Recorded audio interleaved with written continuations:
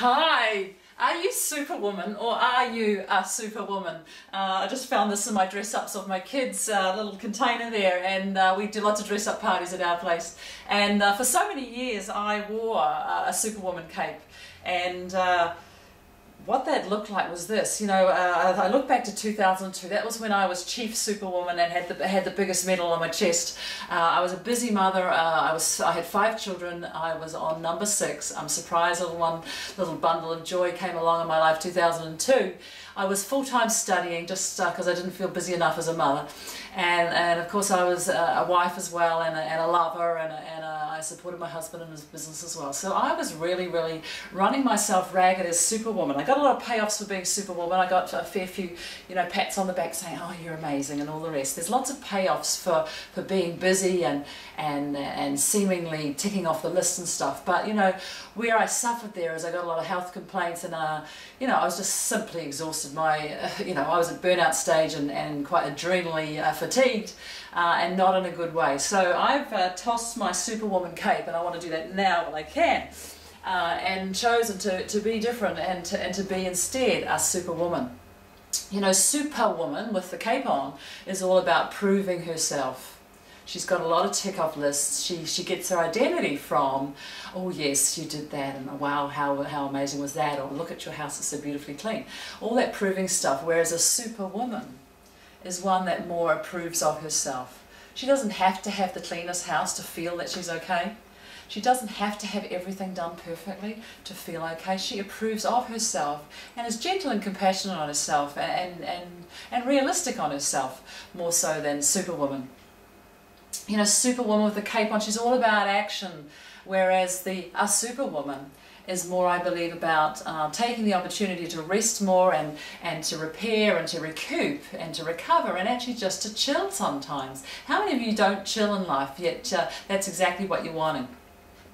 If we look at the menstrual cycle, a Superwoman is very estrogen dominant, and whereas a Superwoman is more progesterone. That's our happy hormone, our progesterone.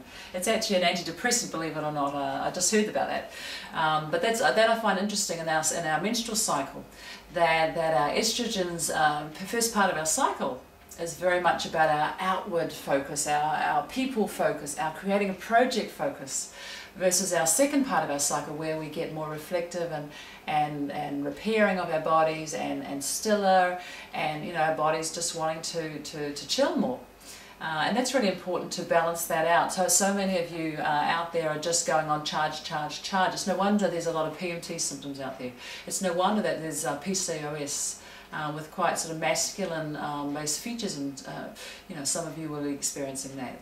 And fertility problems. I had this lady who came to see me around fertility problems, and before I see a client, I always sit still and just feel into what would be really beneficial for them. Sometimes it's a symbol, and for this lady it was.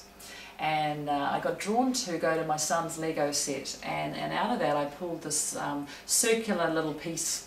Looked like a cog of a machine, and I simply put it on my symbols table. And I didn't know this woman, but anyway, she walked in the door and she looked at the symbol of that Lego piece, and she burst into tears. And I said, "I bet you are like a machine, Superwoman." Yeah, day in, day out, doing stuff, constantly doing it, never stopping, never resting, always on the go. And she really related to that kind of lifestyle. She was going through fertility. She wanted a child. It was her first child that she wanted. And we really started looking at her lifestyle, and really looked at, was she being more in her masculine and that very Superwoman stuff, or was she being more in her feminine? And what I want to point out today is this is a lot of what I unteach people. It's not just the what of the activity, it's the how. Let me give you an example. I looked at her exercise patterns, for example, and I said, "I bet you go to the gym." And she said, "Of course I go to the gym." I said, "Why don't you?" And when you look at the gym, the treadmills and the cycles, and everything's very mechanical. It's under unnatural light, for example. It's very driven. I said, "Why don't you consider balancing that out, or alternating that with more natural and more feminine way of exercising?" And so she considered that, and she decided that she'd do some yoga, and she'd walk the beach a lot more. a really different way of just being with exercise. We looked at her diet, of course, and again, you know, when we look at that balancing act, that very masculine is the acidic, the feminine is the alkaline. So we looked at her diet and really like to include a lot more alkaline veggies and fruit. And other foods that were more alkaline than acidic. It's also about the way that we eat, not just what we eat, but the way that we eat. So instead of having lunch on the run or dinner on the run or takeaways or whatever, I got her to really be mindful about you know, how she cooked and what she cooked and her reverence around eating. And taking time to be still and sitting around the table and really having that as a sacred, almost ritual type time. So it's the how of the activity, not just the what.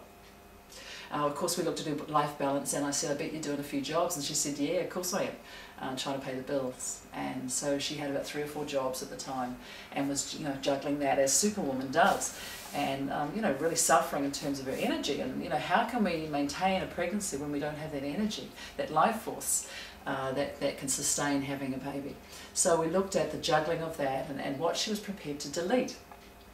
Or at least change in the way that she was doing it. So that really helped her. And you know, consider for yourself, you know, what is one thing that you can delete from your to-do list? I want you to consider that.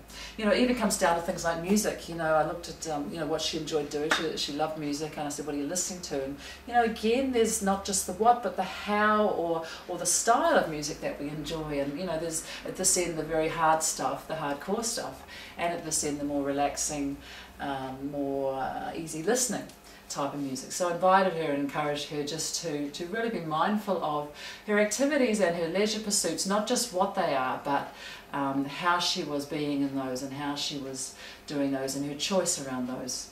Another thing we looked at were the words she was using. You know, she was very much taskmaster. Superwomen are often taskmasters, and there's a lot of shoulds and have tos and very much obligation words and a lot of guilt attached. That's very masculine. Nothing to do with being a man, but just a very masculine way of being. So I encouraged her to really get a lot more gentle and a lot more compassionate in the words she was using about herself. Really mindful about the words she was using to invite, you know, the soul of this child to come and to be with her. You know, there's lots we can do around changing our way of doing, which is Superwoman stuff, to our way of being, which is our lovely feminine stuff. So if there's a couple of things I'd love you to consider for yourself, is what is one thing that you can delete off your to-do list this week. Secondly, I want you to think about what could you have on your to-be list. Think about the qualities and the values that are important to you and go, how can I be within that? If your value is compassion, how can I be compassionate this week? And that's not about doing something, it's not actually having to go and do something, but it might be just how you are compassionate in your attitude. It might be how compassionate you are in your mindset that week. It might be how compassionate you are in the sense that you be more compassionate to yourself and you give yourself 5 or 10 minutes on the couch. There's all sorts of ways you can do it. So stop being Superwoman, ladies. There's no great prize. There are a few prizes, but the biggest prize is that, or booby prize probably, is that, you know, you get wasted and exhausted and you know, you're no good for anybody really. Start being a Superwoman, not Superwoman.